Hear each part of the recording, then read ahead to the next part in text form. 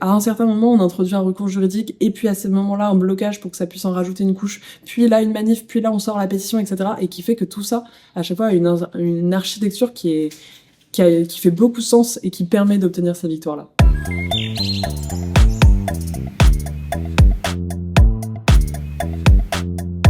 Très sincèrement, je pense qu'il y a 3 grandes choses qui m'ont marqué dans le rapport autour des victoires.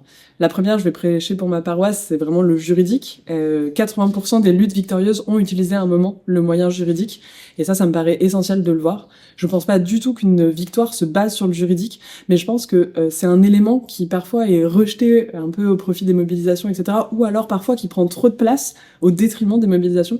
Mais je trouve que ce qui est intéressant dans ces collectifs qu'on a pu étudier, avec lesquels on a pu discuter, c'est que l'élément juridique, le fait de faire des recours, il s'intègre dans une stratégie plus globale. Et ça, c'est hyper intéressant. Le deuxième élément qui m'a beaucoup marqué autour de ces luttes victorieuses, c'est vraiment l'élément du soin.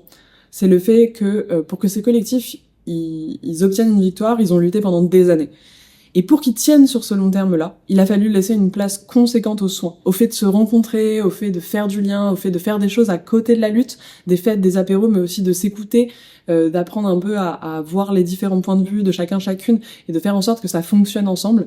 Et ben ça a été un élément qui à chaque fois se retrouve et qui est hyper important, qui a pu cimenter ces collectifs, et je pense que ça a une part réelle dans les victoires obtenues. Et le troisième point, c'est le fait de, évidemment, synchroniser nos moyens de lutte. C'est-à-dire que des moyens de lutte, il y en a plein. Ils sont à l'image, en fait, des personnes qui composent un collectif, donc hyper divers, etc.